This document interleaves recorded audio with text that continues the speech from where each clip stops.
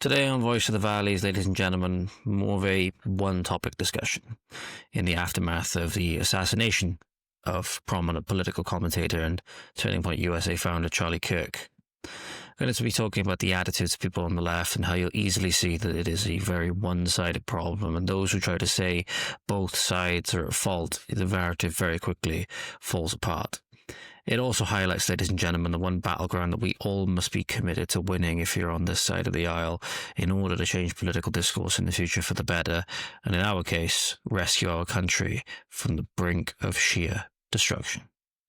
So, ladies and gentlemen, no fancy intros or anything like that today, because it is nearly 2 a.m. in the UK as I'm recording this. And yes, I know, looking at me at the camera, or looking at me on camera at the moment, you will see that I am very much so, have a lot less hair on my face than I used to. And yes, I know I trimmed it a little bit too short. This is why I hate having to trim it when that time comes, because I always end up doing it too short. Luckily, I do have quite favorable genetics in this regard, and I do have tends to grow back quite quickly, but yeah, accidentally set my clippers to the wrong setting earlier, and that's why we're in the situation that we're in. Apologies if the audio is a little bit weird or anything like that, ladies and gentlemen. Do my best. I'm recording with the microphone on my lapel because I'm obviously doing this in a slightly different area of the house, given that it's so early in the morning or late at night, whatever you could say. But I'm re-recording this because it's something which is really, really important to go over, something which is really, really important to go over in the wake of the Charlie Kirk assassination. I highlighted it before, and I wanted to bring something back to the surface in a little bit, which I'll be bringing up towards the end of this discussion. Or not discussion, monologue, if you will. That the one important battleground that Charlie Kirk was winning, and the one important battleground that is the reason why he had a particular target on his back that was quite large, and that the shadowy people behind a lot of the initiatives that have been brought into the West to destroy it wanted him gone. It's because he was making inroads into the most important resource the left have, and that is the youth minds, the young minds, if you will. So not just children, we're not talking children, although they're definitely a part of it. Charlie in particular was going into university campuses, the part where, you know, they start getting their own agency. We're talking to young adults now. These are going to be the next, you know, prime ministers. He's going to be the next presidents, the next Congress, the next whatever, the entire next generation, whatever field they go into. They're going to be responsible for maintaining whatever country and society that they're in. And obviously that goes for every single society on the planet. It's the number one resource that the communists need to keep hold of to keep this ongoing revolution going, even though this whole idea of revolution is simply just what's needed to keep the regime in place. Because they're not rebelling against the regime in the communist sense. Everything they're doing in terms of the revolution is to further and further the regime that in many of our countries now is already in place, right? We're primed to end up like communist China in the next generation, maybe even earlier than that, right? The digital ID rollout is already being proposed to be happening, right? It's mandatory digital ID anyway. This cannot exist. This cannot exist. This cannot be perpetuated without one thing. Without the minds of the youth, without the most, ardent in terms of emotionality, in terms of radicalization potential, in terms of, how ardently they'll follow the instructions given to them, in terms of how much emotion they get wrapped up in. The youth is a reason why, there's so much emphasis in 1984 on the spies, and that Mao's Red Guard was made up of, teenagers and the youth and young people in particular, and they were literally going out and killing their teachers in the schools, right? The communists know the power of the youth, and that's why they've managed to get such a stranglehold. They've been allowed to get, but they focused so much, again, a stranglehold on education through unions, through politicization initiatives, through the unions, etc., by they'll strong arm, education boards and whatever else. Not to mention the education boards would be eager to go along with it anyway, because a lot of them subscribe to the same ideology. This ideology of evil is everywhere, and you're going to be seeing it in this episode today, ladies and gentlemen. It is purely an ideology of evil. But it starts in the school system. And Charlie knew that. And that's why he went there. Very, very courageous to do so, knowing the danger. And that's why, in my opinion, he had a particularly large target on his back. Elon Musk, I think, knows this as well, because Elon Musk shared this on his X page recently. So I'm going to bring this up on screen for you in a moment, ladies and gentlemen. This is a graphic that he shared on his... I'm actually going to take one headphone out. I can actually hear myself a lot better now, because I'm not wearing my regular headphones, as you can see, which would send the feedback from the microphone back through. Right, I'm not actually using my regular setup at the moment. So it's making life a little bit more difficult. So, ladies and gentlemen, this is the graphic that Elon Musk shared. And you can see here, it's a 4-part graphic. So if you imagine, if you're listening, not watching, this is a 4-part comic strip, basically. It's all black and white, but it's a 4-part comic strip. In the top left-hand corner, the first box, you have a teacher in a classroom with a blackboard, and he's got the ruler, and he's pointing the ruler towards the blackboard, and there's kids in the classroom, and it says, "They're all Nazis" on the board. Then you have the second image in the top right, where it's the living room of somebody's house, and it's the media anchor reading out from their script on the TV as the family's watching, and it says, "They're all Nazis." Then, ladies and gentlemen, in the bottom left-hand corner, you have a sort of rock concert or pop concert or whatever it is, indicating somebody with more cultural influence as opposed to more educational or more, political or news influence. Somebody who has a lot more influence on young minds, in particular through the culture, right, through music, etc., says again, screaming into the microphone, "They're all Nazis." And the minds of the last one, which is the most important one again, how it manifests in the mind of a young deranged individual, denoted by the red eyes on this lone person stood in this, environment of nothingness, just vocalizing to themselves, "They're all Nazis," with a sniper rifle in hand. Perfectly highlighting, ladies and gentlemen, how this perpetuates all the way from the school system, the politicization of the school system, and how they're poisoning the young minds of our children in today's society.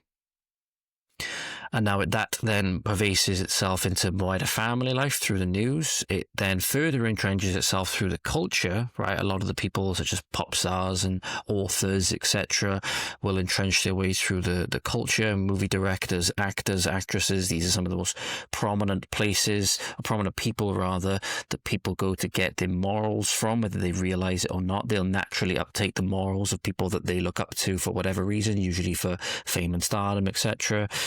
Ironically, that's actually why Chris Pratt is in hot water at the moment, because he expressed positive sentiment towards Charlie Kirk, just saying that we should pray for his family and pray for him. And he was actually lambasted for that. And I believe some people in Hollywood actually took umbrage with it as well. There were calls for him to be removed from upcoming movies, I believe. And then how it manifests, again, possibly the most important one, especially with regards to the Charlie Kirk assassination, how it manifests in the mind of a confused young individual. They're all Nazis. And it gives them the moral imperative to go and do what they would feel is required. Because if somebody is indeed planning on, implementing a, genocidal, ethnic cleansing, the difference between the two in terms of their terms there, but again, a racial purity, they're going to start gassing and working to death minorities in labor camps and all of these things, right? And they're going to take away freedom of speech, the Second Amendment, freedom of expression, etc.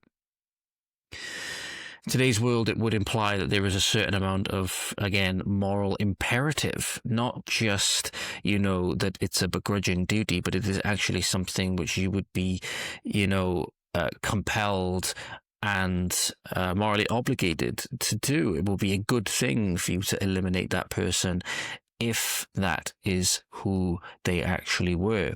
If you knew that based on history, that this person was indeed going to become the next, again, let's just use this as an example, again, Adolf Hitler or Benito Mussolini or the next Stalin, for example, you would have a moral imperative in some ways to take them out.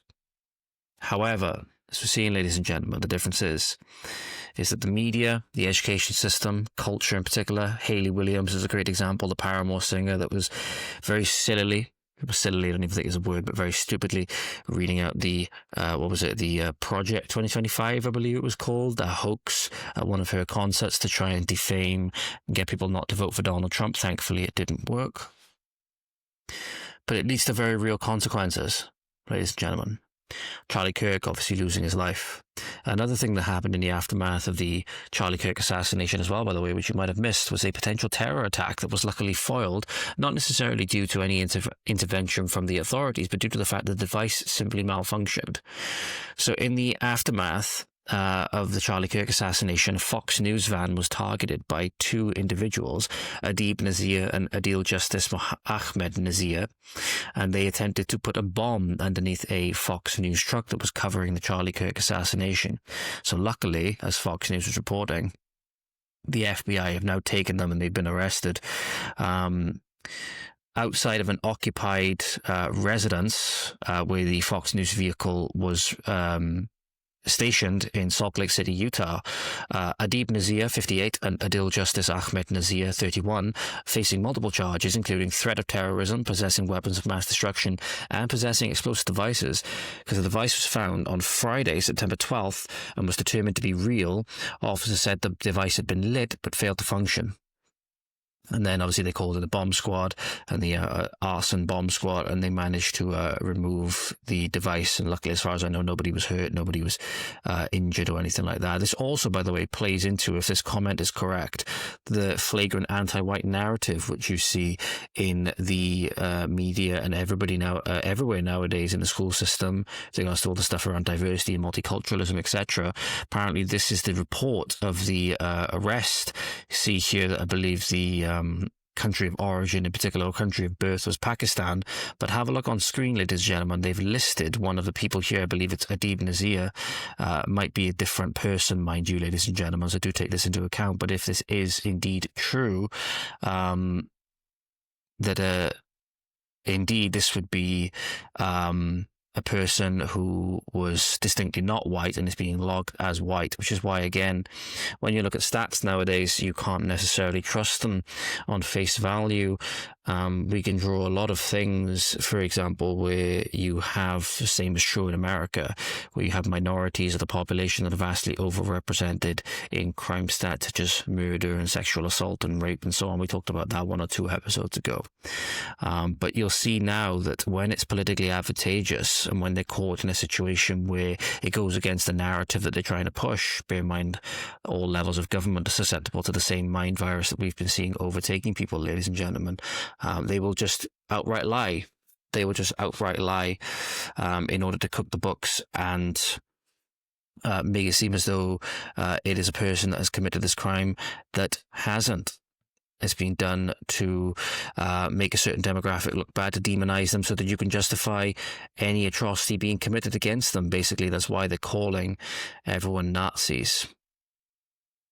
So you've had some more information come through about this case, ladies and gentlemen, as you'll know. So it has now been confirmed that he's cooperating with the authorities and that the 22-year-old shooter, alleged shooter, Tyler Robinson, that not only confessed to the crime to his father, and then it was his father that made him turn himself in alongside contacting a pastor, but that apparently, according to some sources, Tyler Robinson was bragging about the attack, was bragging about the assassination on Discord about 2 hours before he turned himself in as well. And there have been now many that have been confirmed by Kash Patel, I believe, to have had prior knowledge of the assassination plot. As we'll go through this in a moment, Kash Patel was speaking to Fox News.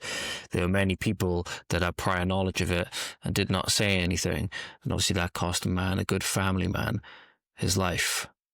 Here is Utah Governor Spencer Cox saying that Charlie Kirk's murderer had indeed been living with a male who was supposedly transitioning, even though it's impossible to do so, to a female. The boyfriend is cooperating with the authorities. Think about this next time the people try to label him as a right-wing Republican Christian or whatever, ladies and gentlemen. Coming on screen for you now. His roommate was indeed a boyfriend who is transitioning from male to female. That's information that the FBI had mentioned yesterday. We can confirm that as well, and that he is cooperating with authorities as well. His roommate was. So you have again, trans boyfriend, again, hallmark of a supposed, right-wing Christian Republican Trump supporting shooters to, of course, have a trans boyfriend and to leave anti-fascist, hey, fascist catch graffiti and etchings on the bullets, and to leave potentially even nods to the furry fandom on the bullets as well, if the gun and the bullets are in fact correct. Truly, truly evil stuff, ladies and gentlemen. So I'm hoping that people are starting to see now that this whole thing with regards to transgenderism, especially, and the where it comes from, is just pure evil. It's just pure evil. And I think you're going to see in the future a lot of people now coming back around to faith and belief in God, simply because, as Charlie Kirk is alleged to have said in the text messages himself, apparently one of the last, I believe it was a story that James Lindsay shared, of Charlie corresponding with James via text. Again, basically saying that, James was digging into Maoism at the time, and he said there's no, in a way, greater case for evil and, Satan and the evils of communism. And, Charlie just come back and said that, well, if Satan, then God. So if something is true, then its opposite must also be true, right? So I think you're going to see a lot more people coming back around to faith purely because they're realizing just how much evil there is in the world. But if there's evil in the world, they'll soon realize that there is, in fact, therefore, by definition, an ultimate good as well. And we've seen that. We've seen that because he walked the earth with us.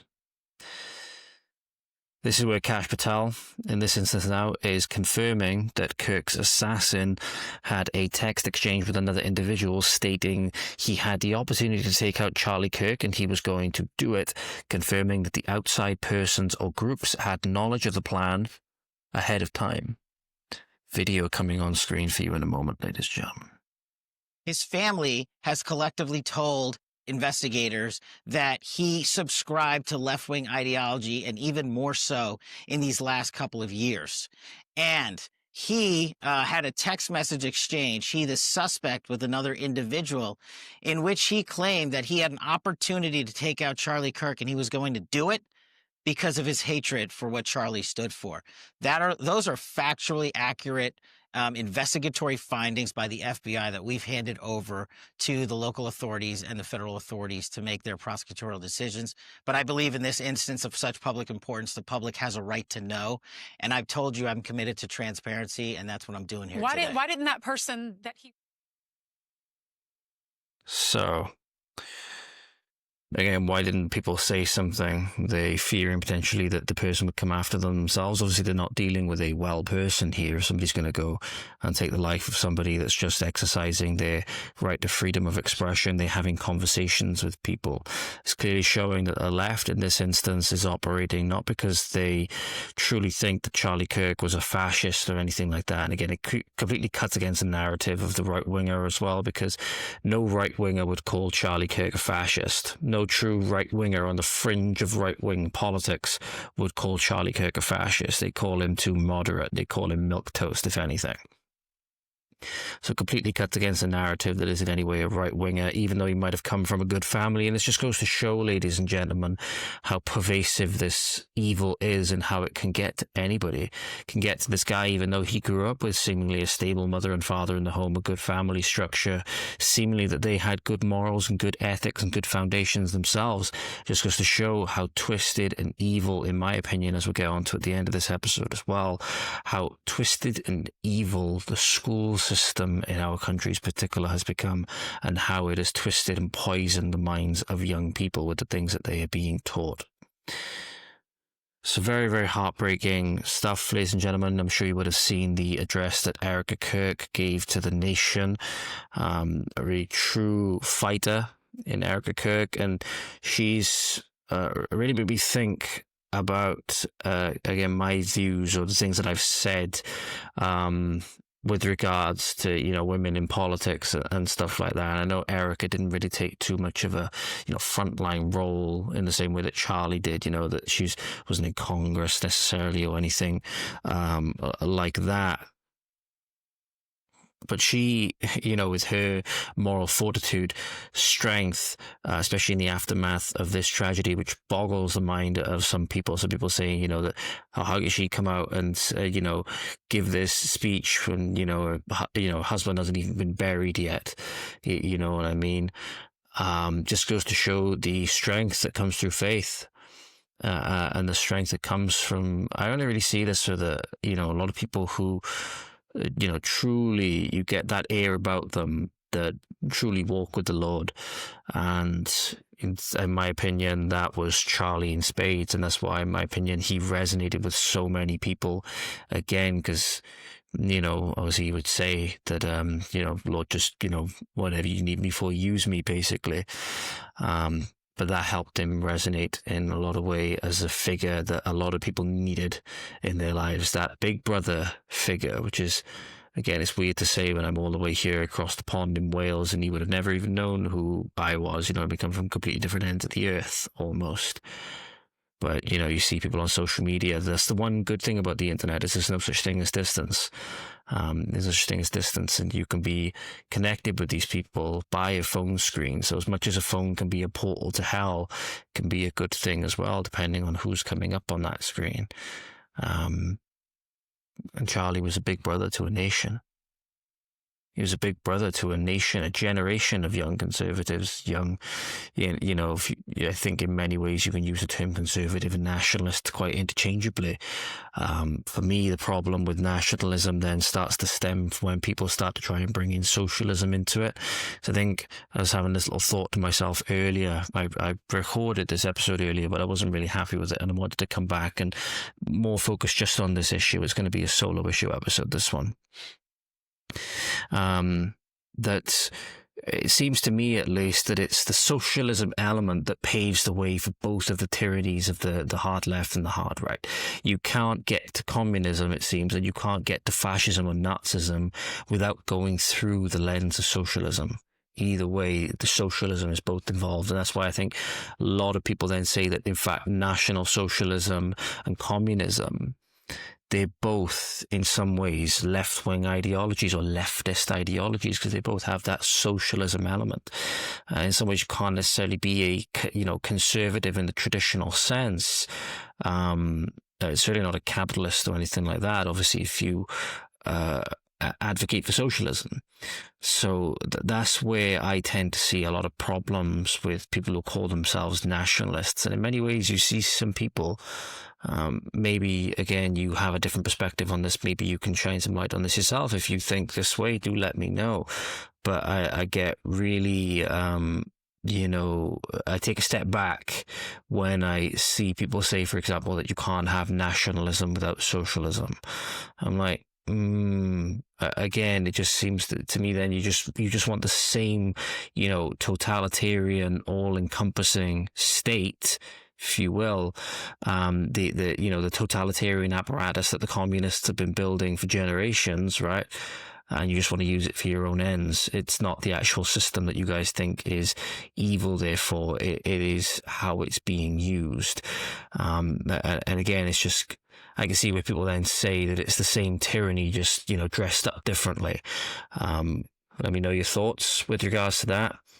I do think that with what happened in the 20th century, even National Socialism, it's not going to manifest in the same way that it did in, the 1940s, with, little death camps and work camps and stuff like that. Not going to manifest in that way. But again, anytime, this is the thing when I see people now, anytime I see somebody advocating for socialism, instantly you're advocating for things like stealing other people's resources to use for your own ends, basically. So it's basically what it is. You start hiking up taxes, you start taking more and more of people's capital. There's no such thing necessarily as private property rights and, private business, so to speak. Everything is state run. So again, that makes me somewhat uncomfortable, to say the least. But again, if you're one of these people that thinks that and you want to leave your thoughts down below, please do let me know. Please do let me know. I'm open to learning new perspectives and stuff like that. And there's obviously people out there that think National Socialism is a great thing.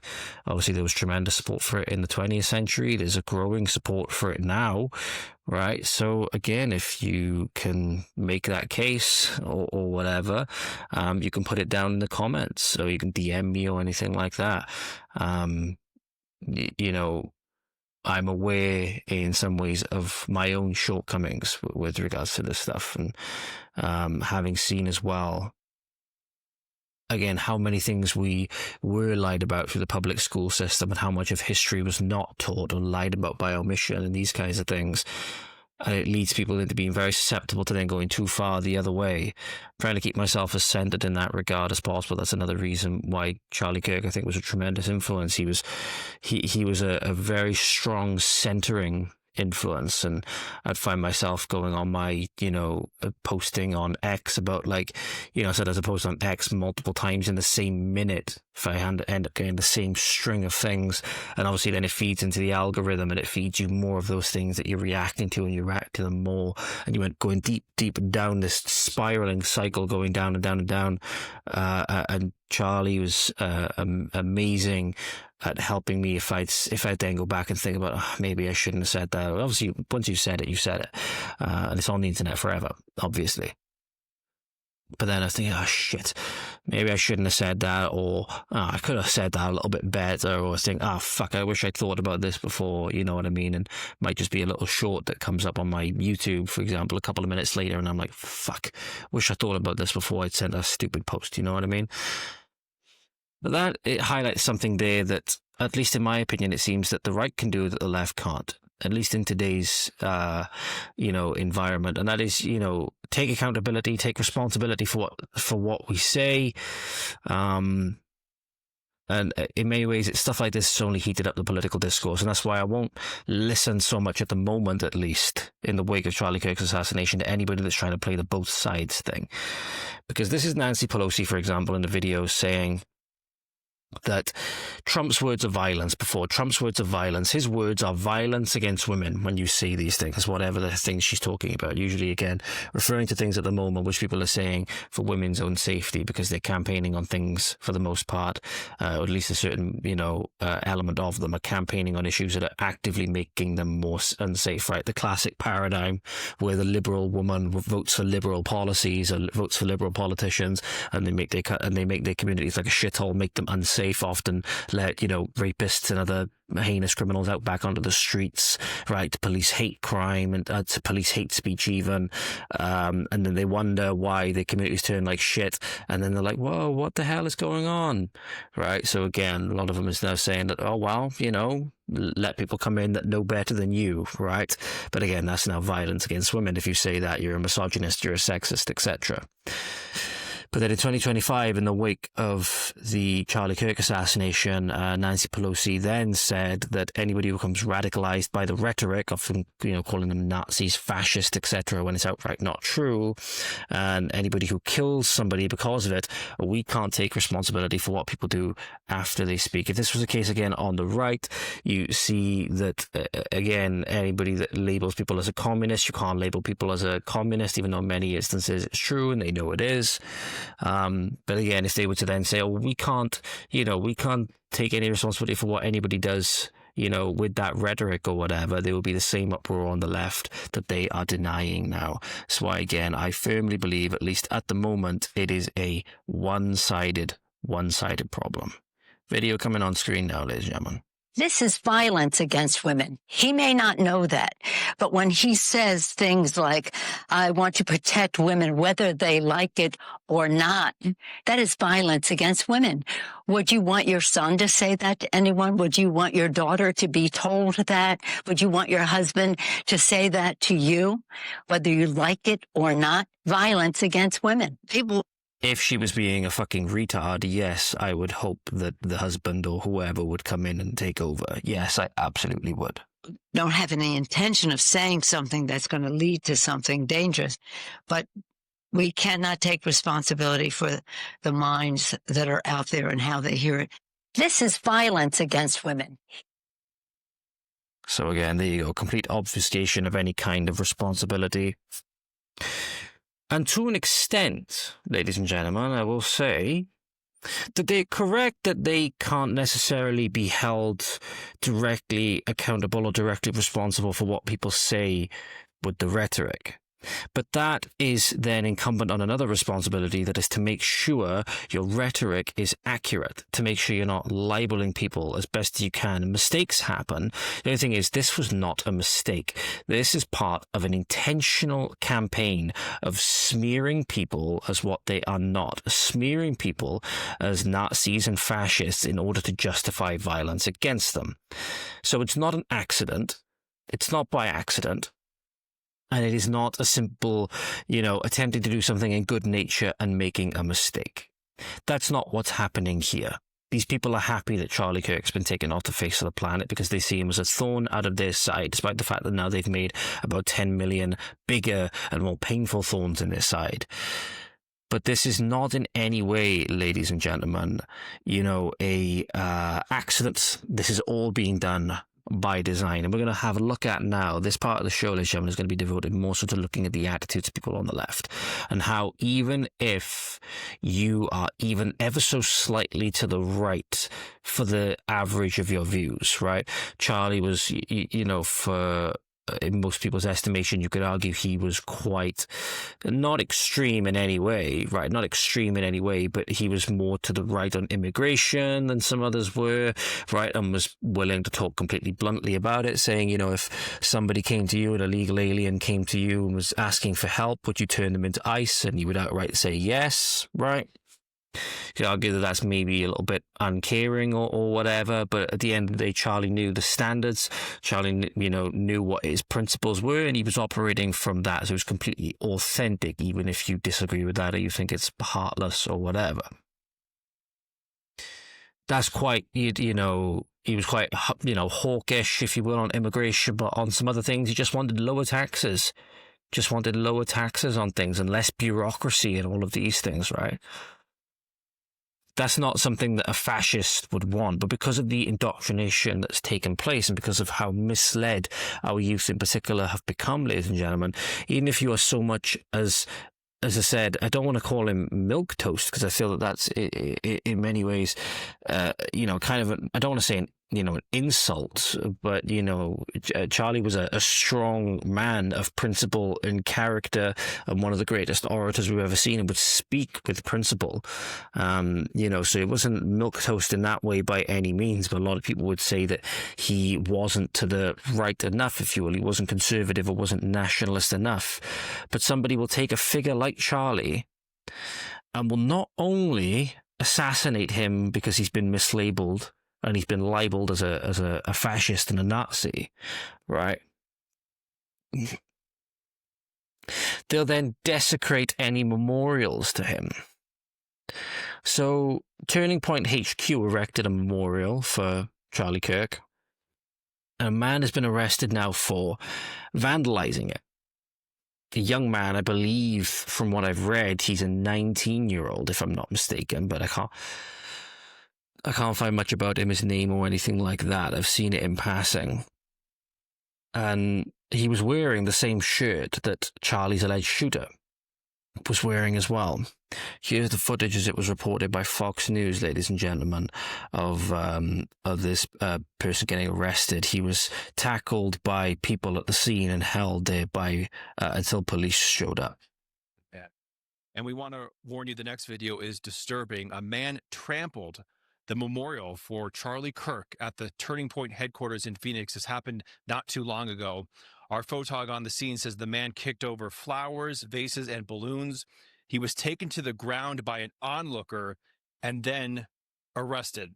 And back here live, the suspect, the alleged assassin, and we want So he destroyed everything. He was, kicking the flowers and everything like that, etc. You saw the still of him being arrested here. So as you can see, ladies and gentlemen, there's not a lick of facial hair on this guy's face. I don't think he's, hit the point where he's achieved his full adult build yet. As I mentioned, late teens, very early young college student, very prone to radicalization. But this goes beyond the pale then. This goes beyond the pale because the supposed threat is dead. The supposed threat, if you will, is dead.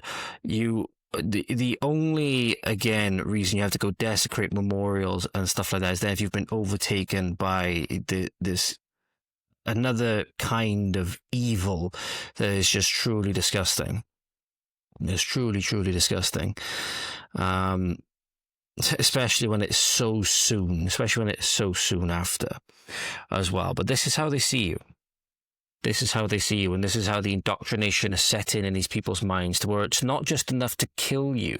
They have to desecrate all memory of you. And it's kind of telling that for all of the protect women initiatives that we've seen from the left, and often resulting in them trying to push gun control and all of these things, that they'll also desecrate the memorial that was put up alongside or in the same place in many areas to Charlie Kirk of Irina Zarutska. In one of the memorials, I believe it was in Belgium, there were photos of Irina Zarutska and Charlie Kirk put up next to each other. Obviously, one of Charlie Kirk's last posts on X was to do with the murder of Irina Zarutska, and in his opinion, why it was necessary to politicize it, purely because this disgusting animal had been let out 14 times before. And they destroyed both of them. The left as well, seemingly, again, is hawkish on sending aid to Ukraine and all of these things, when it's a Ukrainian refugee that dies in a way that is not able to be used for the narrative. All of a sudden they don't care, and they will desecrate her memory in the same way they tried to desecrate Kirk's. Just goes to show the kind of evil that you're dealing with and the kind of incongruence that you're dealing with as well. And one of the manifestations we saw of that was of the truly disgusting, not just in his words, but seemingly in his appearance. It looks like he needs to have a fucking shower as well. Bob Vile, in my opinion, in Paradiso in Amsterdam, made these remarks. I'll show you on screen in a moment, ladies and gentlemen, when I play the video. He says, I want to dedicate this next one to an absolute piece of shit human being. The pronouns was, were, because if you talk shit, you will get banged. Rest in peace, Charlie Kirk, you piece of shit. This was him on stage, Paradiso in the Netherlands. I want to dedicate this next one to an absolute piece of shit of a human being. The pronouns was, were,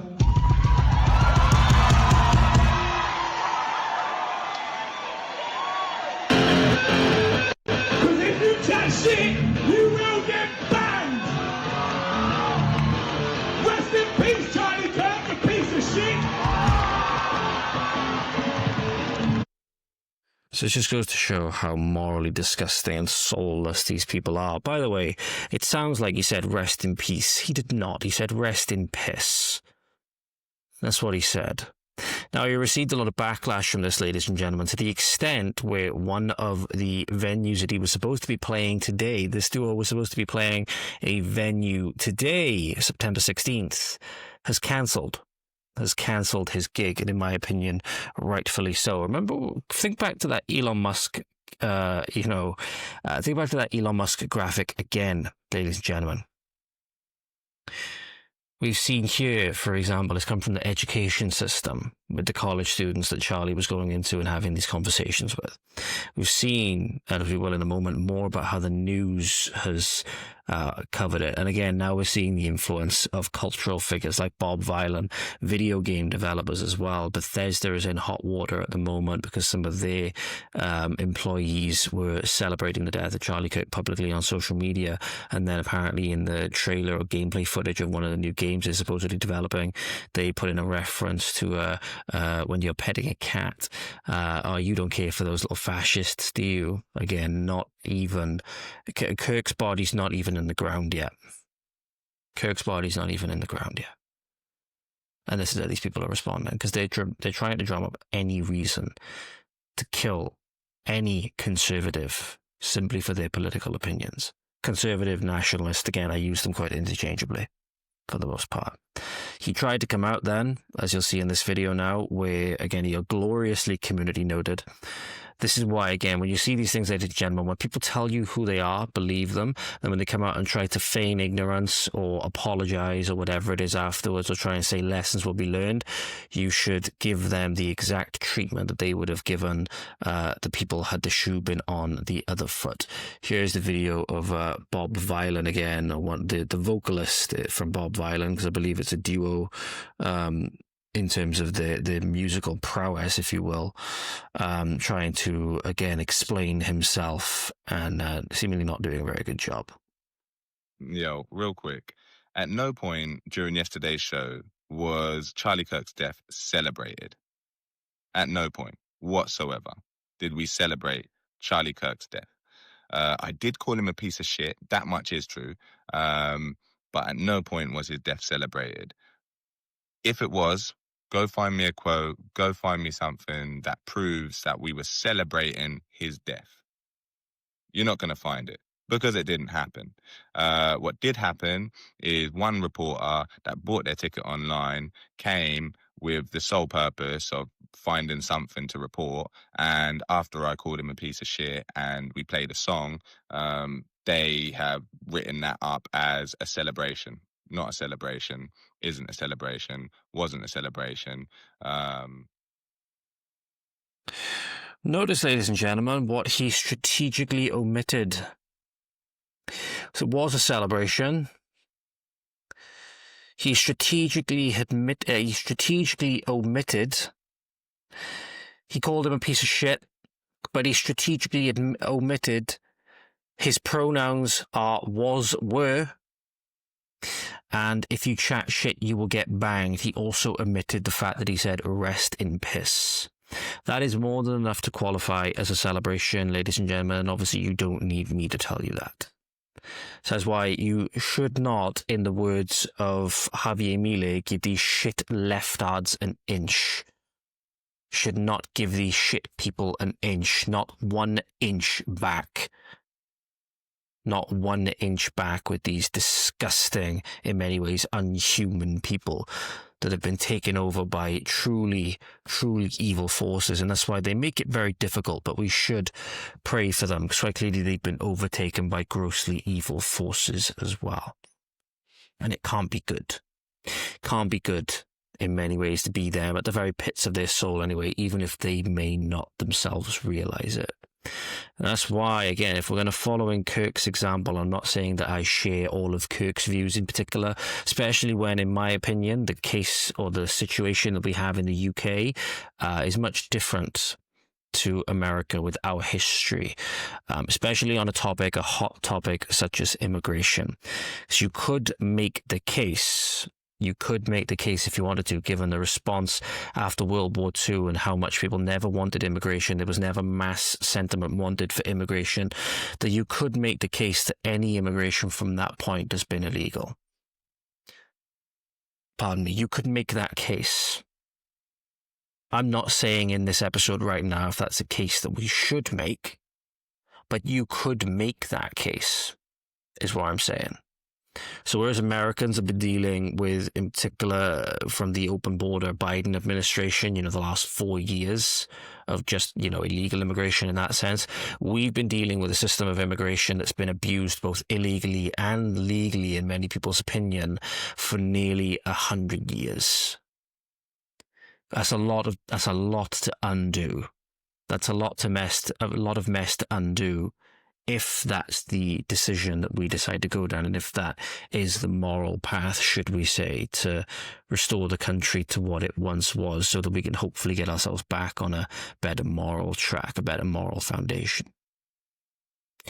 When you hear these people then, these leftists in particular, say that, oh, we weren't celebrating, we weren't doing any of that, when they're crying about losing their jobs and stuff like that. And to an extent, again, I empathize with them because obviously, as you'll know, I lost a position.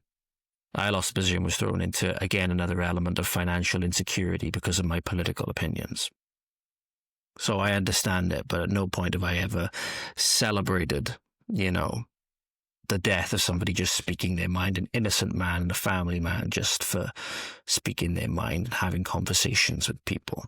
So again, I understand why people then relish in the fact that these people are losing their jobs and stuff like that, because they should be made to feel some consequence. Make no mistake about it. And again, the first time you meet somebody, you treat them well. Then they decide to, again, you treat them how you're going to be treated. Treat them how you're going to be treated, which is why I only have a limited degree, if any, of empathy for these people that have lost their jobs, because they would only cheer many instances. They say that it was perfectly fine for me to lose mine. So again, what's good for you, what's good for me is good for you guys. Just don't give these shit leftists an inch, ladies and gentlemen, because make no mistake, as we'll see now, they want to kill you. They want to kill you. They say it openly and flagrantly, which makes you wonder why these people don't suffer greater scrutiny for these things, right? It does make you wonder. Hassan Abi is one of the premier streamers on Twitch, one of the premier leftist commentators on Twitch, and will openly call for the deaths of his political opponents. Many people are now saying that he should be denaturalized and deported back to Turkey, and I frankly agree with them. This guy just wrote a piece as well in the New York Times on political violence. When he's on stream, ladies and gentlemen, this is the kind of things, the kind of eloquent, political discourse that he comes up with. Kill them. Kill those motherfuckers and murder those motherfuckers in the street. Let the streets soak in their fucking red capitalist bloods, dude. Kill them. Kill them. Kill those motherfuckers. Let the streets soak red. Let the streets soak in the red capitalist blood. That is. You don't get more flagrant than that, ladies and gentlemen. You don't get more flagrant than that. This is the very heart of the movement. This is the very heart of their quote-unquote revolution. They still think they're fighting the system, if you will, when arguably in all of our countries, this system is more entrenched than it ever has been. But yet they still just want any excuse to just kill people that they don't agree with. Hassan is particularly unhinged if you look at some of the things he said in the past, ladies and gentlemen, as well, where he said that America deserved 9/11. This is the video of that for you, ladies and gentlemen. This guy has the understanding of foreign policy of like a 12-year-old. What the fuck is wrong with this dude? Didn't he go to war and like literally lose his eye because some mujahideen, a brave fucking soldier, his eye hole with their dick? Isn't that how he lost his fucking dumbass eye? Because he got his fucking eye hole? America deserved 9/11, dude. I'm saying it.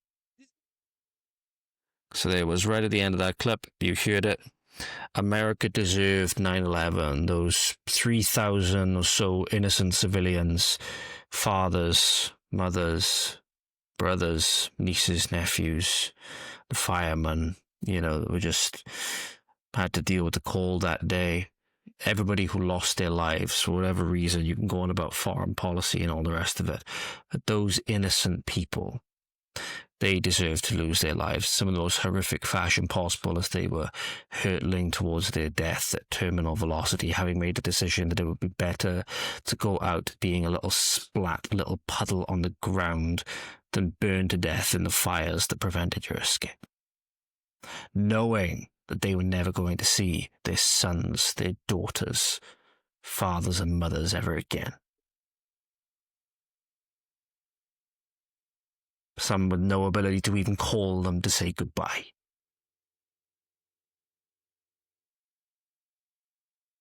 But they deserved it.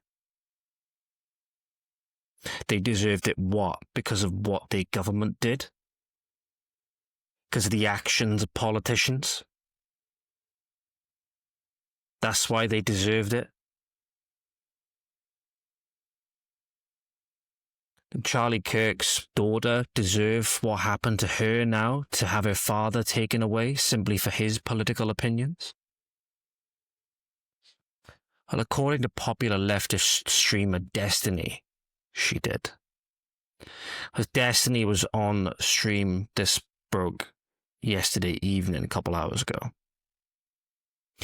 Stephen Banal calls for conservatives to be scared, so they should be put under the threat of death more often, so they will be scared to speak at these events or be scared to speak out. This is exactly how a lot of these people think, ladies and gentlemen. It's a sad reality, because a lot of us, we try to see the humanity. We try to see humanity on all sides, and we try to hope that humanity will win out in the end. But it does seem that many of these people have sadly foregone their humanity, and that was laid bare on the recent, panel of Anna Kasparian, Destiny, Andrew Wilson, and Jack Posobiec that was on Piers Morgan very recently. Here is that clip for you as well, ladies and gentlemen. This is an insight into the mind of the leftists and how they think. Shout the crime statistics? Not exactly like... You need conservatives to be afraid of getting killed when they go to events so that they look to their leadership to turn down the temperature. The issue is right now, they don't feel like there's any fear. Like, I don't know. It's like memes. It's just memes to everybody, I guess. I don't know, bro. I don't know. I don't care. I'm playing video games. Okay, I'm done today. I don't give a fuck. God, it's gonna be so fucking gay if I get killed in the next fucking 2 months of shit I'm doing. Well, the cuck shit out here, please don't. So in the aftermath of Charlie Kirk literally just being killed, he's now saying that conservatives need to be scared when they go to events. They need to be scared of being killed. Literally calling for more of the exact same thing, because Destiny feels as though the rhetoric on the right is in no way the same as the rhetoric you hear coming from the left. No way the same as the rhetoric you hear coming from the left, as we'll see in a moment. It's not just in the things that they say, it's in the propaganda that they come out with as well. It's depicting Donald Trump as Hitler. It's depicting Elon Musk and Nigel Farage and all of these other, characters, if you will, which are, for the most part, liberal. Just the fact that the left has gone so far to the realms of the extreme, right? The average has gone so far to the realms of the extreme that now even the liberal seems like a alt-right fascist Nazi. And that's why they'll depict Elon Musk, which is it's like the staple liberal, and, Nigel Farage, he's basically a Tory, who Elon Musk himself has said is weak and won't do the things that's required for Britain. A liberal in Elon Musk has said that about Nigel Farage, a supposed populist dear leader that's going to save the country. No, of course not. Never going to happen.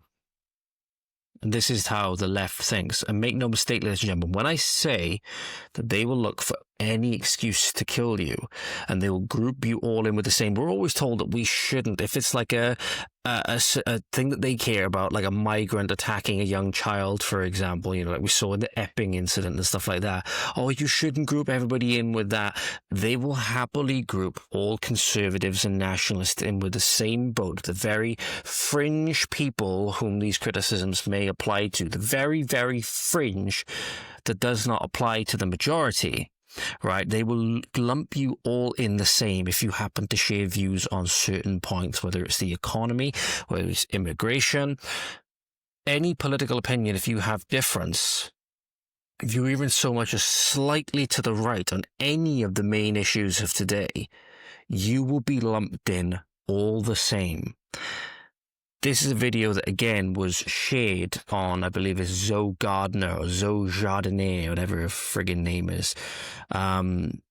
Again, now saying that we're going to set up something called the British Defence League as a measure of fascism coming to the UK. American fascism is coming to the UK, and it's going to manifest in the form of this militarized Einsatzgruppen, BDL, if you will, not to be confused with BBL, the British Defence League, if you will. This is from a Stop Trump video by Zoe Gardner, who comes from the, again, same Soros-backed schools of journalism, if you will. She's one of these immigration experts that always says, no, we need to just keep the border wide open because all of this is fine. The house is burning down and people are running it over and we're being colonized, but that doesn't matter because I need to simply feel good about myself, despite the fact that I am absolutely destroying the country, and not to mention putting the lives of many innocent people in jeopardy simply because they disagree with you on things like immigration.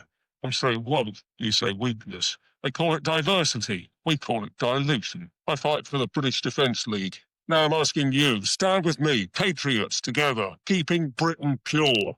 We can see where all of this is taking us. We are already on that road. We have racism off the leash up and down our country. Hate preachers driving... Notice as well, she conveniently showed the guy from Southport as well, or Sunderland, the Sunderland riots, which happened in the aftermath of Southport,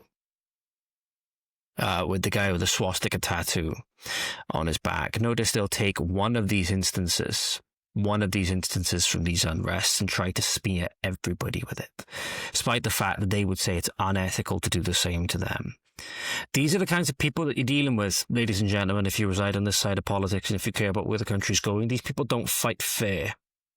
These people don't fight fair. They will exploit every single thing that they can. They will use every misdirect.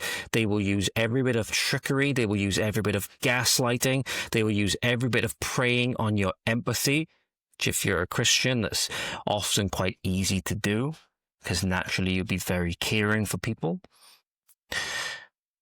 They will prey on everything that they can.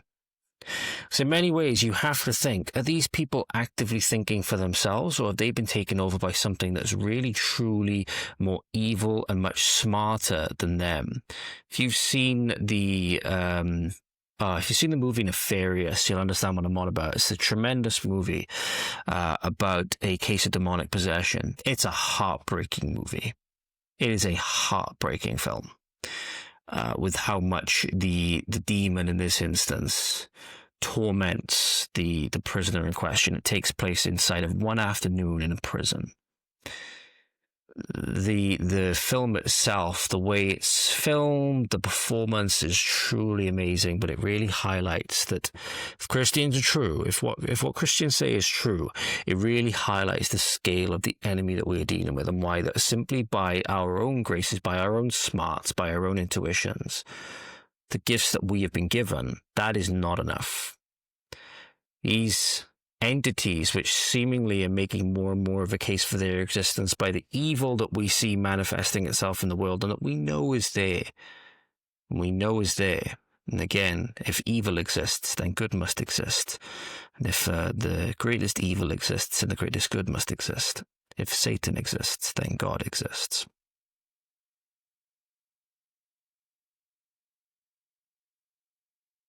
They're much smarter than us. They know us better than we know ourselves. They're things that we can't necessarily perceive just because we want to.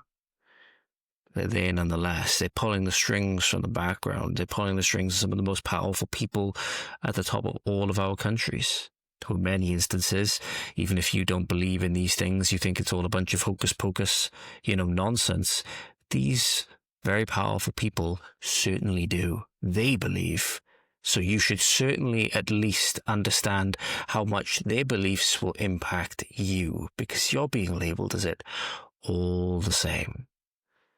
You have to wonder again, is this again just purely the work of human creation, or are they getting the inspiration from this, from truly demonic forces? You have to wonder. But make no mistake, ladies and gentlemen, they're not just talking about the alt-right, if you will. They're not just talking about the actual Nazis and fascists and all of these people. No, they're talking about you, just a regular conservative. Anybody like in Mao's China, like in communist Russia, anybody who is not an apparatchik, who is not a loyal servant of the regime is going to get branded with a black identity. I don't mean that as in black culture or black as in race, okay? If you know anything about Mao's Cultural Revolution, you'll understand that he split people into two identities, right? Good people were given a red identity, such as communist or red, guard, revolutionary, whatever it is. Bad people were given a black identity. It could be businessman, could be whatever else, any kind of bourgeois, because a lot of this was built around class, right? Any kind of bourgeois identity, any person who owned a business, politician, teacher, etc. You will get labeled as a black identity if you are anything less than the most woke communist, servant, if you will, slave to the regime. And that's why, again, it's not a good relationship. Even the people that are above you want to enslave you just as much as they want to convince you to enslave your fellow peers. It's not because they love you or anything like that. It's because they see you for your political utility. That's, again, the big thing about the youth nowadays. They are seen by the people that run the schools. They are seen by these shadowy institutions and people that run them, not as children with innocence, but as political utility. And this is manifest in this clip where this is truly disturbing about how this has already been internalized in the minds of these children. These children are not even in their teens yet. You're about to see in a moment two young girls. And it's recorded in a home where, again, you have to wonder where the father is in this clip. From more information I've seen, apparently, that I don't know who the father is, but this is just another regular home. Makes you wonder about the kind of person that's at the head of this family, right? And who he's listening to or who she's listening to. This is a video recorded presumably by these young girls' mother. And the young girl's mother is asking them, "I've got the best news, what is it?" And the girl's instant response was to go, "Donald Trump has been killed." That should tell you a lot about how these people are raising their children, about how it's not just the school system either, but how much of the school system is wage war on the parents. The parents, by not being upright and virtuous individuals, have led their kids down this path to damnation. That's why we need to be the ones that buck that trend, ladies and gentlemen. Especially if you're a young person like me that is thinking about bringing kids into the future very, very soon. We need to be the ones to be different. Here's that video, ladies and gentlemen. If this doesn't break your heart, if this doesn't, make you angry, I think you need to have a serious look in the mirror. Back. I have the best news ever. Donald Trump died? Second best news. The vice president died? Okay, third best news. That Elon Musk died? Okay, no. Nobody died. My best friend's getting married.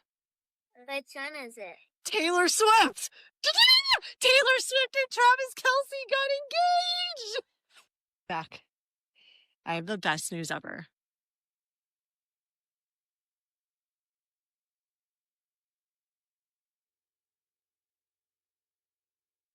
The stress that creates, I feel like I've aged watching that. I feel like I've aged about 10 years watching that clip. So for those of you, again, maybe the audio didn't get picked up clearly, these two young girls, when they're asked, "I got the best news ever, do you want to know what it is?" And they go, "Donald Trump has died." And she goes, "Oh, okay, second best news." So again, reinforcing that to wish death on somebody, to hope for death on somebody, is in general a bad thing, especially when it's somebody as important as the President of the United States. But no, the next person on the chopping block then is the Vice President. And then the third person on the chopping block is Elon Musk. At no point does the parent say, "That's bad. Why the fuck are you thinking like that? Why the fuck was that your default response? Wasn't it, we're going on holiday somewhere? Wasn't it we're going on a trip somewhere? We're going on a holiday to, I don't know, Barbados or Spain or whatever, right? They're in the same place, or Greece or whatever area of the world, or that, I don't know, maybe a relative that's in hospital has been, released, maybe they've gotten better or whatever. It doesn't matter. Think of whatever generic good news you want. think whatever generic good news you want, right? In general, for most people, you would hope the default response is not going to be to wish death on the leader of the free world and to say that the best news that you could hope for is that the president, the vice president, or that the richest man in the world and the person who's restored free speech in a large way, and freedom of information in a lot of ways, because we wouldn't know, frankly, without X, we wouldn't know a lot of what we know, that they're dead. Shows you about the mind of these people, the minds that are, are melding and shaping these children. Again, the evil forces that are behind these people laughing all the way to the bank with their souls, right? But not only that, it just goes to show you how deluded some of these people are, ladies and gentlemen. That's being charitable. In fact, this person, whom I would guess doesn't actually know Taylor Swift and Travis Kelce, that could be wrong, obviously, but uses the terms best friend to describe them. The best friend is quite a prestigious term, is it not, ladies and gentlemen? You don't just call anybody your best friend. This goes to show, sadly, seemingly, how little in terms of a social network this person has, to the point where, and again, I know this is kind of rich, sitting with me saying that Charlie Kirk was like a big brother figure to me, right, earlier on in this episode. But again, I did not regard Charlie Kirk as my literal big brother or best friend because I'm not delusional. This person is quite clearly delusional because they've taken their fandom of Taylor Swift and they turned it into this obsession, this friendship, which the one person doesn't even know that seemingly that exists. I could be wrong, obviously. I could be wrong. This person could be the actual bestie of Taylor Swift. That wouldn't change the fact, that wouldn't change the point being that to celebrate or to seemingly wish for the death of these very important people in the world that are standing between a lot of downfall in the world, in my opinion, standing in the way of things going a hell of a lot worse, right? Because you don't want people like this that are taking their delusional fantasies about, whatever pop star that they're infatuated with, and then getting, any kind of political power from them. The people that these people wanted in office, you want to make sure that they stay out of office quickly. If the supporters are not in a good frame of mind, I would imagine that the political candidate is not going to be in a good frame of mind either. But this is depressing, ladies and gentlemen. This is why Charlie was doing the work that he was doing. For people like this. And that's the sad reality, is that a lot of people owe him a thank you. A lot of people owe him a massive thank you. The person who took his life owed him a thank you. And the sad reality is obviously all he wanted was for people to go to heaven. That's the sad reality of what he wanted. Not the sad reality is that he wanted people to go to heaven, but the fact that that's what he was shot for, basically. That's what these evil forces took him down for. And if you think that this is just fringe, ladies and gentlemen, that, this is just a couple of, come on, George, this is just a couple of people that are like, they don't really have any political power or anything like that. They're not in any important positions. Well, they are, ladies and gentlemen. You would have heard before by now that the guys at TMZ were caught on a hot camera or hot mic celebrating the death of Charlie Kirk, and they tried to play it off as though they were watching a car chase and that's what they were cheering. TMZ, the network that was prolific or that was made its reputation for catching celebrities in lies, were caught in their own lies, and people knew it. Because although the staff were indeed watching a car chase, at the time of the cheers happened, it just so happened to also be the time that the news anchor, the voice on that car chase video that was reporting the events, reported the event that Charlie Kirk had passed away. And that was the exact moment that these people started cheering. And people even went and done a bunch of timestamp analysis based on the videos and the timing in the studio and all of it. It lines up perfectly. These people were indeed watching car chase footage, right, on their monitor or whatever. They started cheering, not when anything interesting happened in the car chase, but when Charlie Kirk's death was announced. They were caught on their own microphones and they were caught on their own cameras. I don't think they were caught on their own cameras. They were caught on their own microphones. The media is complicit. Even those within the Federal Emergency Management Agency, or FEMA, are complicit. So you have Sean Kelly, who I believe has since been removed from FEMA, who was caught on video on September 10th, I believe this was, literally the day that he passed. It was posted on September the 13th, but apparently this interview would have taken place, with this undercover journalist, would have taken place not even a few hours after the assassination. He called him a lunatic. He said he kind of deserves it, and a ton of agency staff were laughing, and news showed not a ton of empathy. These people are everywhere, ladies and gentlemen. These people who will celebrate your death and say all these heinous things about you, which may be true, may not be true, they're everywhere. Have you spoken to anybody about the great Charlie Kirk assassination? It's also like, it's tough not to laugh at this stuff. You know what I mean? Like, he's a lunatic and like awful and kind of deserves it in his own way. So how does FEMA feel about Charlie Kirk getting shot? Everybody's kind of laugh. I don't know. The people that are in charge of this place are like dips. Now, Fox News reported that FEMA has put an official on leave from their department who stated online that Charlie Kirk was a racist, homophobic misogynist. Now, O'Keefe Media has a new expose on another FEMA official, and what he says about Charlie Kirk shocks the conscience. I mean, listen, Charlie Kirk getting shot is crazy. Did you know who that was beforehand? The Charlie Kirk guy? Yeah, he's a nut. He's awful. On the night of Charlie Kirk's death, one of our journalists met with a section chief within FEMA named Sean C. Kelly for dinner in D.C. Sean Kelly works in USERA. There's a lot of acronyms in the federal government. That's the... So you can go find the video down in the description, ladies and gentlemen. It'll be linked to James O'Keefe's X page, because the rest of the video is, again, it's about 5 minutes long, so I won't go through all of it. But the good thing is with James's videos in this instance, he puts all the quotes you need at the beginning. So again, he called him a lunatic, said he deserves it, basically. Agency staff were laughing at the news, and they showed not a ton of empathy.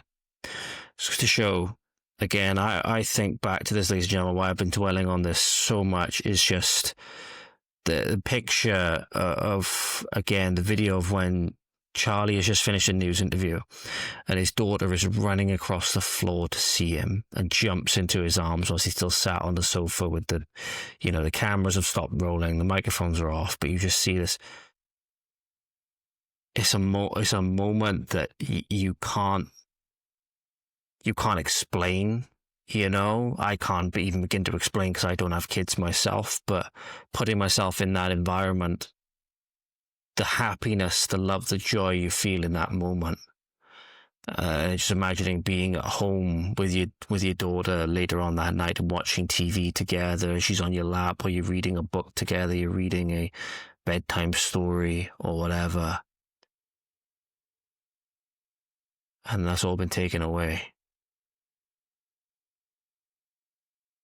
And these people were laughing. Evil exists, ladies and gentlemen. Evil exists. It's encapsulated perfectly in this video, which I'm going to show you this still. If you're watching this video late at night, ladies and gentlemen, viewer discretion is advised for this next bit, because I'm looking at this face, looking at this person's face at this moment. It is honestly like the female Big Brother, and this is giving me absolute nightmare vibes right now. I'm going to pull this up on screen for you. This is the still from the video. Just look into this person's eyes. This is a gender-affirming, quote-unquote, gender-affirming care surgeon, if you will, based in Miami, but she is an Irish lady. Just look into her eyes. You see nothing. It's like looking at glass fucking, balls, if you will. Again, I brought myself back on screen to hopefully make things a little bit better, but I'm aware that my face isn't exactly much better to look at the moment. This is horrifying. This is absolutely horrifying. Now check out, ladies and gentlemen, what she said, what she is in this video for, what I wanted to show you this for. Good morning. Today's mission, Titus Deletus. Okay, so I just realized my microphone wasn't on when I said all that. So, biggest thing I wanted to go over, ladies and gentlemen, is they think this is funny. They think the lopping off of a, teenage girl's breast in the same way that they think the tearing apart and dismemberment of a young baby in the womb is funny, where they'll say fetus deletus, titus deletus, if you will. Think permanently altering and damaging a growing person, a growing girl's body, in this instance, is funny and humane. This just goes to show, ladies and gentlemen, how deeply ingrained evil is.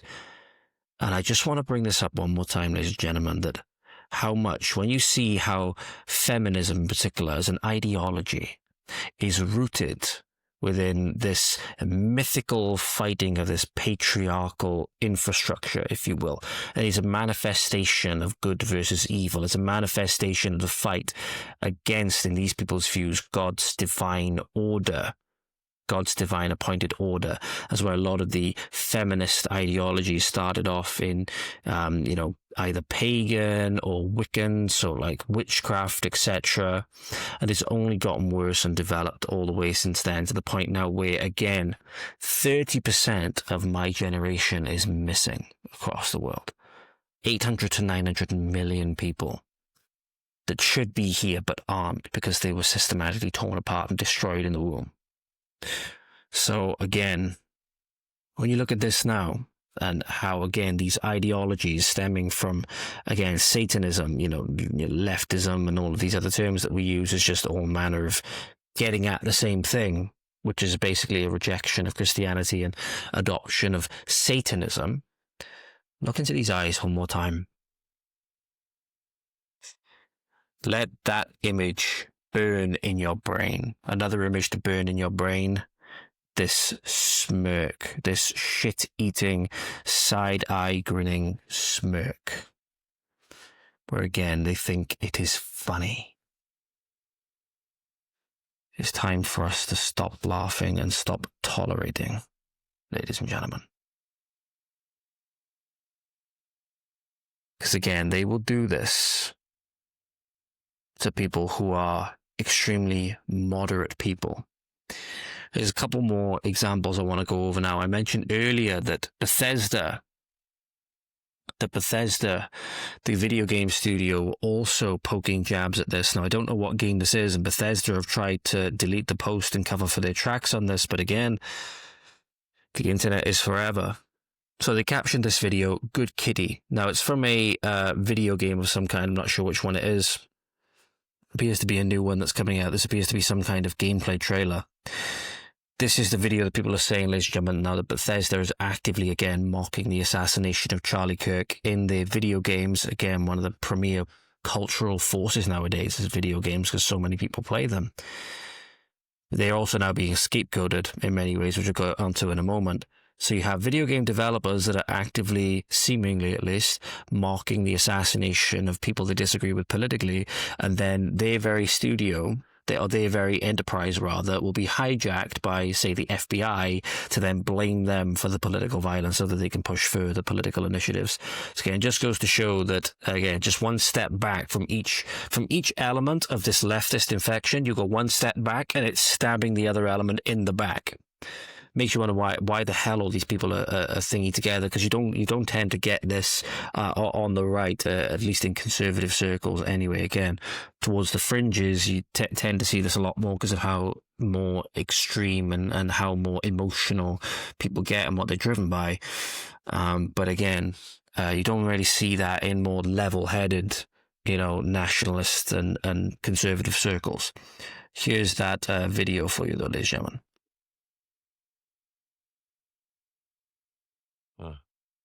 Nice place. You don't care much about these fascists, do you?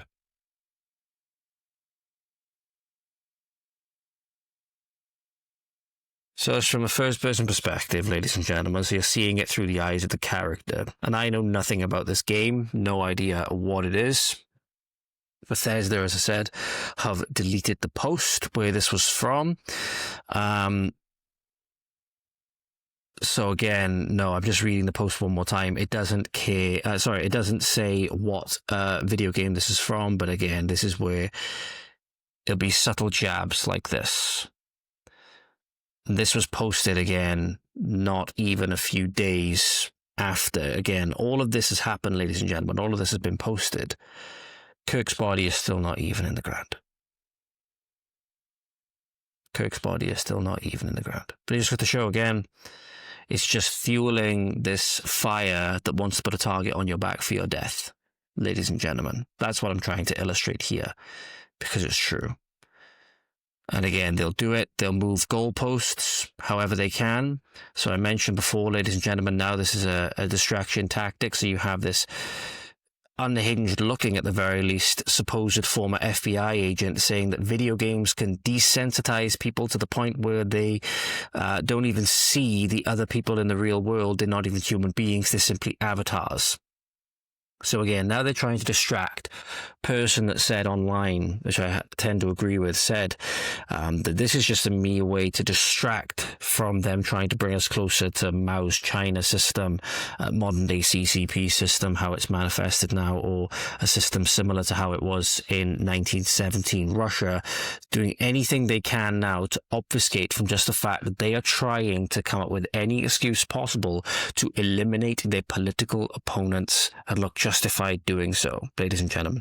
That's what this is. It has nothing to do with safety. It has nothing to do with people. It has nothing to do with, making people's lives better. This is just misdirection, because they know that this person, this unhinged leftist that shot Charlie Kirk, has caused everything else to jump, and no pun intended, jump the gun, or jump the shark, basically. They jumped the shark with this one because now everything has been exposed. Everything is being exposed because people will realize, no, you wanted to silence Charlie Kirk because you feared what he would say. Now you've radicalized and made millions more, and you've made millions more to the right of Charlie Kirk as well. So now they're trying to find anything to blame it on, to distract you from what they're trying to do. And of the 19 cases that we looked at, including Columbine, they were online with video games 7 to 8 hours a day. 7 to 8 hours a day. And that was nearly 25 years ago. So when we look at it today, then the question becomes the quality of these games, very different, and the time spent online, very different. But it can desensitize to the point where that person involved in these games looks at other people, at least the characters in the game, and they're not even human beings. They're simply avatars. They're just characters. And that.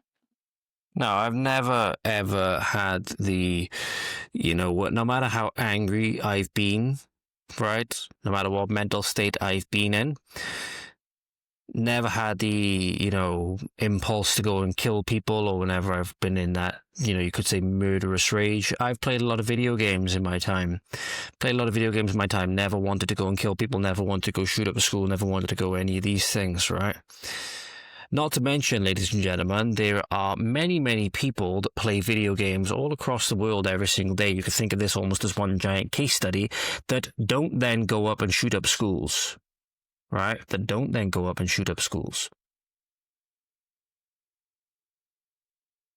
So what do you have to say to those people?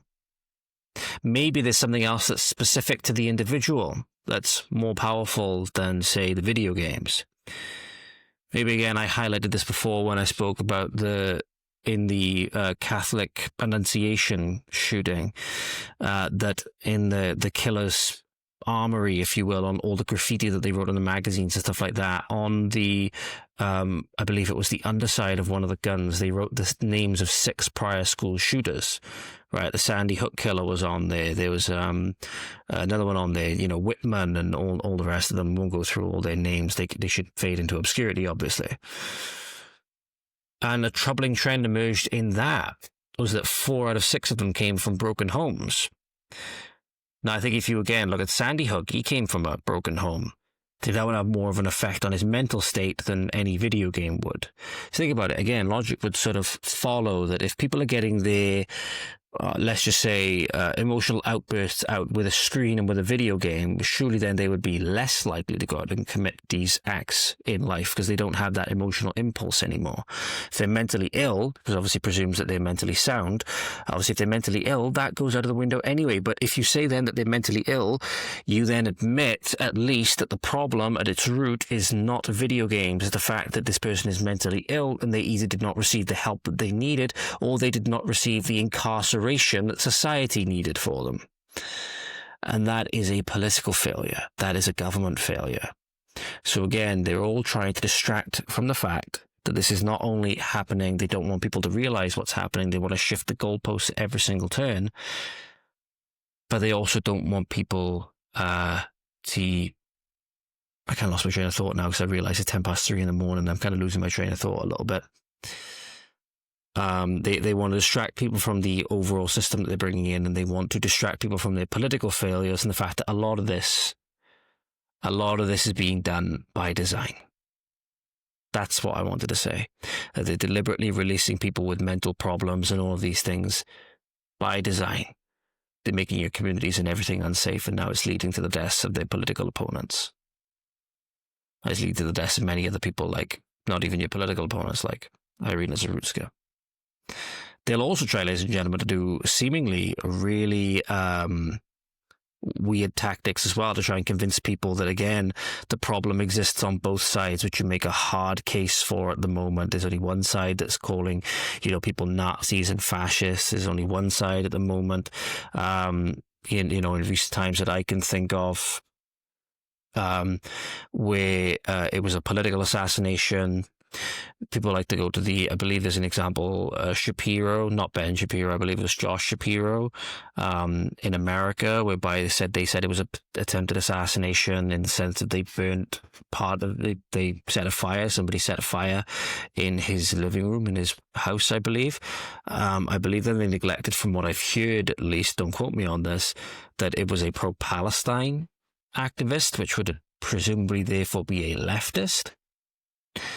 But now you have Democrats saying they're cancelling events because of the threats of political violence, which I would argue personally, at least from what I can see, I can't say for certain, obviously, I would say that these are substantially less than true, to say the least, simply because they want to make it out to be both sides.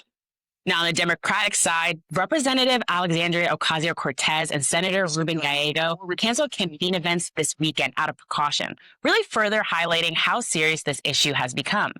Now, on the Democratic side, I don't believe they're actually in any real danger. I don't believe they're actually in any real danger because most people on the right don't want to do this. Most people on the right actually want to keep freedom of speech and freedom of expression and all these things intact, their freedoms intact. And a lot of these people, like Alexandria Ocasio-Cortez, not the smartest people. The reason why Charlie Kirk was so successful was because he just let these people speak and let them tie themselves into knots and let them expose themselves in many ways for how short-sighted their thought processes were, in many ways how stupid and deranged they actively were. The right, if they have any kind, again, not to make it about right and left, but conservatives, if they have any sense really, would let these people speak because they're not the most intelligent and they end up getting owned in the verbal exchanges anyway. They end up talking themselves into all kinds of nonsense and exposing the shortcomings or the shortfalls rather, in their knowledge and in their political prowess, which is advantage for your own movement. So there's more incentive for you to allow them to speak. Now, are there unhinged people? Yeah, sure. Do I think they're actually in any danger at this point? No. Could I be wrong? Absolutely, I could be wrong. I suppose we'll see. I hope they haven't received any threats. I hope that this is indeed... that they're taking this precaution because they actually need to. I would hope that they would never receive any violent threats, but if they have, I'm glad they're taking the course of action that they are. But we've seen that these people are a lot less than honest. So I suppose we'll see. Just again, ladies and gentlemen, I want to show you this footage because this is particularly stark indeed. This is This is something that Ben Leo shared on X recently. And again, you've seen all the propaganda that they try to push nowadays, ladies and gentlemen. You've seen all the things that they're trying to group you all in with, whether you share my views specifically or not, whether you're more to the left of me than not, whether you're more to the right of me than whatever. They'll group you all in with the same anyway, because they want an excuse to get rid of you, because you're a political opposition. That's why they want to get rid of you.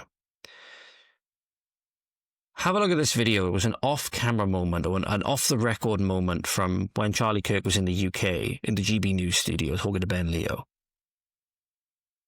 And Ben Leo put the caption up. I wanted to put this up because it feels pertinent with the death of Charlie Kirk. This video is an off-the-record part from before the camera started rolling for the GB News interview. Reveals a sensitive soul. And that's one thing you could say about Charlie Kirk. Like I said, he wanted everybody to go to heaven. And he still does. He still does. He even wants a shooter, at least from what I could gather from his personality. He would want a shooter to go to heaven. And he'd probably be the first person to welcome him in. He'd probably be the first person to welcome him in, because he's just that kind of guy. Have a look at this clip, ladies and gentlemen. Tell me, is this a supposed Nazi fascist to you? I'm ready whenever you guys are, but the president of the union, I mean, her questions are so dumb. She literally just, and I should have said this, she printed out my Wikipedia page and just asked every single, like, there was no research, there was no thought. It's like what do you say about this? And what do you, like, you know, people say this about you. What do you, like, not even like a hello, how are you? Yeah. And, I mean, I should have expected that, but, you know. You ready, guys? But the passive aggressiveness is what bothered me, because they were like super nice when you arrive. And then I kind of got within 5 minutes, I'm like, oh, they're being so fake. That's what really, that's what kind of gets me as a journalist when I speak to, say, the pro-Palestine guys on the street. I want to just have a conversation with them, but it's the viciousness which gets me. I'm just kind of like, how can you, I don't know, it's inhumane. You have to sit up. Perfect. There we go. That's good. Love it. You're not getting schooled on your posture. Yeah, there you go. All right, ready? So there you go. He seemed to actually be like kind of, I don't want to say hurt, you know, because, you know, Charlie was very good, at least not, hiding his emotions, not letting his emotions get to him, you know, going into enemy territory completely unafraid, you know, very personable, very easy to talk to, seemingly always wanted to help people. That was his fundamental thing, that he wanted to help people. And, you know, he's actually kind of, you know, sad, you know, that reflecting on this experience at the Oxford Union, which is a once prestigious institution, how they'd recycled, you know, a bunch of false things that they'd found about him online through Wikipedia, all things like this, right? And they were using that to harass him, not even being like a hello, how are you, all of this thing, just being completely fake, right? And again, he looked down at his hands and was like, almost like kind of dejected by that. So to show he was never emotionless. He's not one of these emotionless, hard of heart, you know, actual Nazi figures that do, you know, atrocities and did atrocities through history. But yet these are the kind of people that you're dealing with. They'll label them all the same. The number one target. Sorry, ladies and gentlemen, that was very confusing. You might not have seen any of that, but anyway. Like I mentioned, ladies and gentlemen, that the school system nowadays, in many ways, is essentially nothing really but a grooming factory, if you will. Now, I'm not saying any teachers in particular are groomers in that sense of the word. I'm not saying that. But the ideologies that are rampant throughout the schools, especially public schools in the UK and Wales. And that's why I wanted to harken back and show you some clips from one of the interviews that I had with a lady by the name of Kim Isherwood of Public Child Protection Wales, where we talked about the grooming that was taking place through schools and stuff like that. In Wales in particular, we were talking about this with. and things that she told me, and the resources that I managed to get from her in this clip, which I'll show you now. I'm actually reading from one of the things which is informing the guidance within schools, students or kids rather, as young as 0 to 4. And I'm actually wearing the same jacket, if you will, that I was in this interview. Just take a listen to this while I'm about to read you off this sheet that comes from UNESCO and the World Health Organization that's dictating what kids are being taught in schools. Let me know, ladies and gentlemen, if you have any problems with this. You should do. If you don't, there's even more serious questions you need to be asking. And Kirsty Williams is the ex-education minister. Former education minister, yeah. So just to give you an insight, ladies and gentlemen, for those of you who might not be watching or just listening, whatever, the page I have in my hand at the moment, I've got several which we're going to be going over, because there's a lot of things in here which I think if you understood, if you don't already understand it, if you understood these were being taught to your kids, you might have a lot of problems. So when we're talking about sexuality for 0 to 4-year-olds, so instantly you might already have alarm bells. If you hear the term sexuality and 0 to 4-year-olds in the same sentence without any kind of condemnation, already going to set alarm bells off. But some of the guidance that they've been given, ladies and gentlemen, I'll read out a couple of bullet points for you now.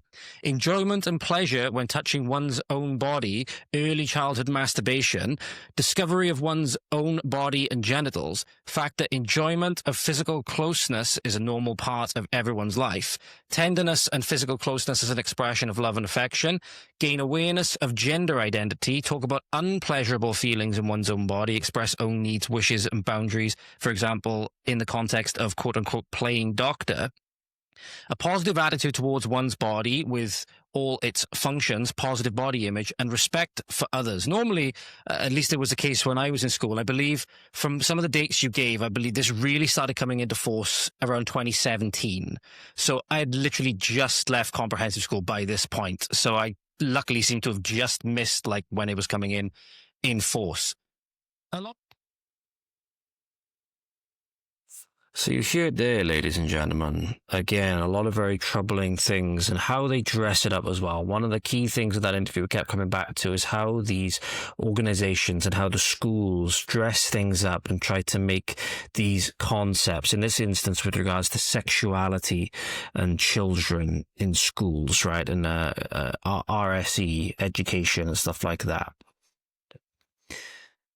How they'll dress it up in nicey language to try and make people not realize what's actually going on with these lessons and what the actual outcome is. And outcome obviously is to make children think that this is normal, to normalize the sexualization of children. It's coming through the school system, and sadly, a lot of teachers actively push this and actively, engage with this stuff with the students that they are under care for. So another clip I'm going to show you at the moment with one teacher in particular, where again, as much as, parents, have some element of responsibility as well, especially with that clip of the 2 young girls that we saw in their home, you have to understand the role of the school as well. It's not what it was when any of our past generations were growing up. It's not what it was when we were even growing up, ladies and gentlemen. It's gotten so much worse. It's gotten so much worse since then. Allow me to tell you the story a bit quick, or show you the story rather, of a teacher by the name of Mrs. House, I believe it is. So Mrs. House, ladies and gentlemen, which I'll tell you about in a moment when I find the relevant clip, the relevant timestamp, was a teacher, was or is still a teacher, may still be a teacher, I don't know. A teacher who said to her students, I believe this in this instance, however, it was comprehensive students, that life's too short for boring sex, and was posting all of these things on social media forums and all the rest of it. And there was another head teacher, I believe, that came over from America, who was expressing the joys to the children or going on about his how him and his homosexual partner had adopted a child, I believe, adopted a child into their quote-unquote family. These kinds of people in many instances are teaching your kids, ladies and gentlemen. So let me just quickly find that for you and I'll bring it up on screen. Right, okay, I think I found it. The interview will be linked down below as well, ladies and gentlemen. Just have a listen to this, have a watch of this, and have a listen to this section, and let me know what you think. And me do this, and it's normal. How much of, in Wales, from what you understand, do you think that it's teachers being put in a tough position and actually wanting to do good, realizing it's wrong, and then you have this other set that actually see this as a good thing? Do we have is it all on one side in Wales, or is it? Right. Well, what we do know is we know that 68% of teachers don't like teaching any form of sex education for a start. Okay. Right? So what we're seeing is a lot of teachers are retiring. Mm-hmm. They're being replaced with these new teachers. There's one school down in Cwmbran Way, and it's the back of beyond. You know, there's one road in and one road out. A very small Welsh school. They put a head teacher there, and if you look at his CV, he should be running some academy in America. And I'm like, hang on, you've got all of these qualifications, and you've been brought in from I don't know where. What are you doing in this little village school? But they are bringing this stuff in. You know, these teachers, they're armed with this stuff. So another example I can give you is I'm on all the teachers' groups on Facebook, right? I don't say anything. The one time I did, I got kicked off. But you need to be in there to know what's going on. So there's a teacher in Wales called Mrs. House, and Mrs. House is posting her stuff onto social media from the lessons, and she's got children writing things like, Mrs. House says life's too short for boring sex. We had another one and another incident with a new head teacher coming to school, and instead of introducing himself, he did a PowerPoint presentation in the assembly.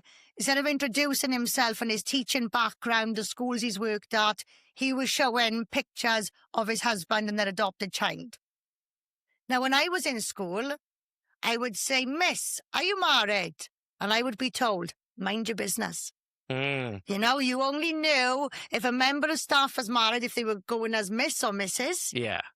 You know, we didn't know nothing about their private lives. I had one teacher. So there you go.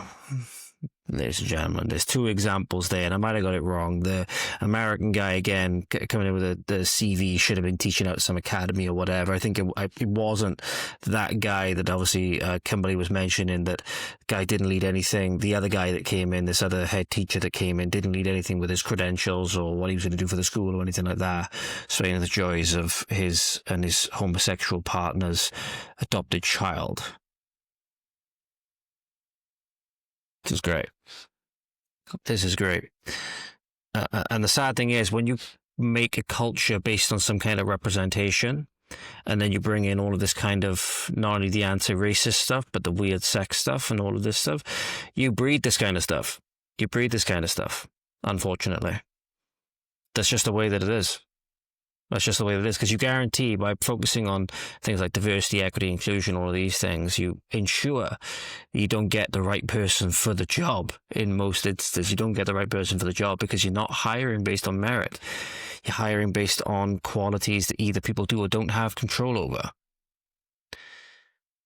But I wanted to highlight this, ladies and gentlemen, because I wanted to see how captured these institutions are. Because you see there, the guidance where it's coming from, it's coming down from on high, in this case in the World Health Organization. And then it's being disseminated through into your students' mind, through their teachers and through their schools. And then you wonder again, why when parents get up in arms about this, the school then gets very, very defensive. Because this is where unions come in, because unions are then involved in this and strong-arming the schools and strong-arming teachers, right? Or many of the teachers strong-arming boards and head teachers and whatever else through the unions, right, to bring this stuff in because they actively want to bring this stuff in. So you see, the schools are not what they used to be. And the schools are the number one area where we're going to need to focus our efforts in the future, all of us. Started with parents being the line of defense. Good thing is you saw there is that a lot of teachers don't want to teach this, but sadly they are getting roped into teaching it. Very sadly. Because they have to go along with it, otherwise they're going to lose the job, right? So it's good to see that many of them don't want to teach it, but they still do, right? But then you also have those teachers are retiring. Those teachers are leaving. It's paving the way for more people that are coming in that will just do it without questioning it. In that interview as well, we go into so much more detail about the origins of it, the academic side of it, Alfred Kinsey, John Money, all of these people. It's possibly the most important interview that I've done. So please go and listen to it. It currently has less than 100 views. So I would like to get that at least up over 100 views. I'd like to get that to like be my most viewed video possible, if possible, which would take it up over 48,000 views with that one clip that went viral a while ago. So please go and check it out. Go and share it, especially. It's one of the most important bits of work that I've done, one of the most important interviews that I've done.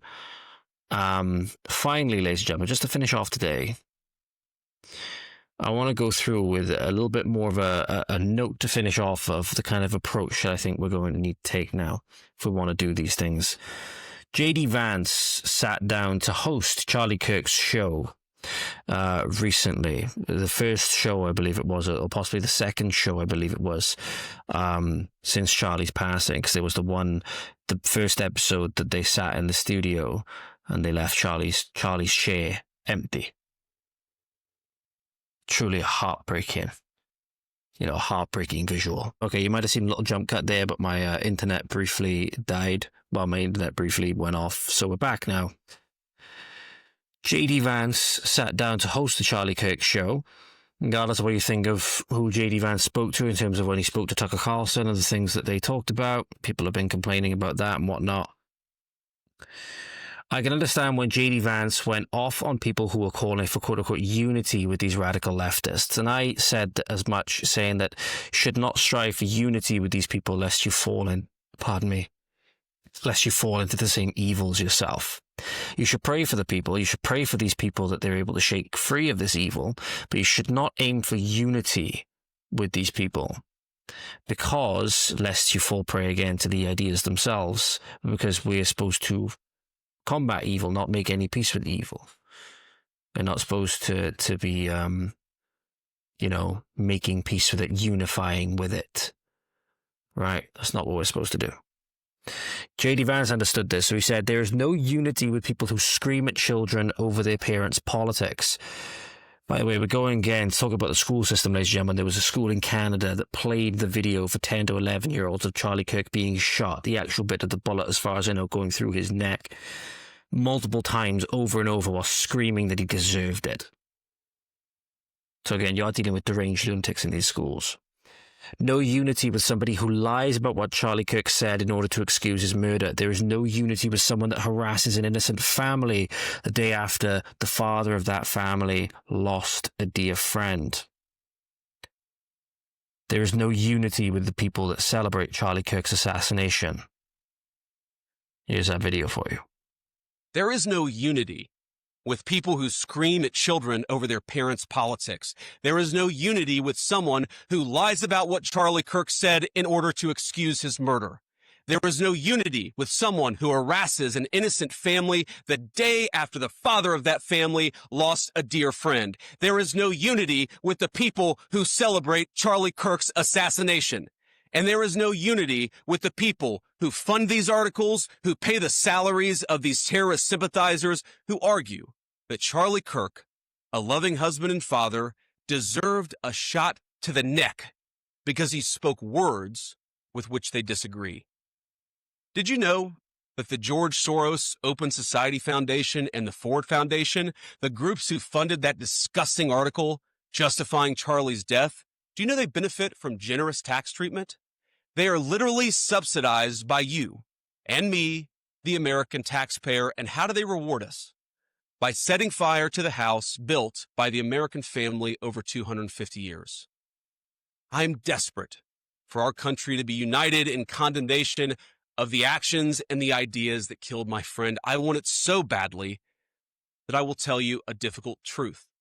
We can only have it with people who acknowledge that political violence is unacceptable, and when we work to dismantle the institutions that promote violence and terrorism in our own country.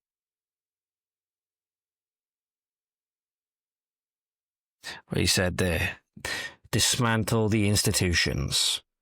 Dismantle, reform the institutions. That's the schools, that's the media, it's culture. That's going to be everything. And that's what we need to do. And that's where we need to be a voice, ladies and gentlemen. So I hope that that has proved useful for you. And yeah, especially if you're a young person in Britain at the moment, or a young person in Wales, understand that, there's going to be some things coming in the future that are going to test us. There's going to be a lot of changes coming in the future. It's going to be a battle, as a certain figure about 2,000 years ago said. There's going to be extreme gnawing and gnashing of teeth and screeching banshees. I made that last one up.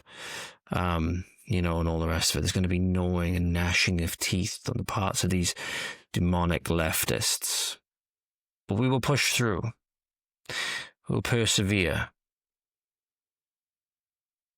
Please pray for those who are afflicted by these mind viruses and evil forces, ladies and gentlemen. Pray for us that we will have the strength to dismantle these institutions and that we will make no peace with evil. So we got a hell of a fight on our hands. The fight of our very lives. And I'll do it for today. Thank you very much for watching, listening, ladies and gentlemen. That went a lot longer than I thought it was going to. I'm going to go to bed now. I'm going to go to bed. It is 3:37 a.m. Time of recording. So hopefully I'll have this out later on today.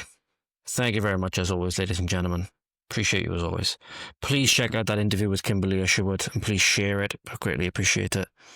Leave your comments down below in that video, obviously. Thank you very much for watching and listening, ladies and gentlemen. I hope you find it useful. And yeah, we'll catch up with you very, very soon. Have a good morning, afternoon, evening, good night, wherever you are. You take care now. Diolch yn fawr. Thank you for watching. Hwyl fawr. We'll see you next time. Godspeed.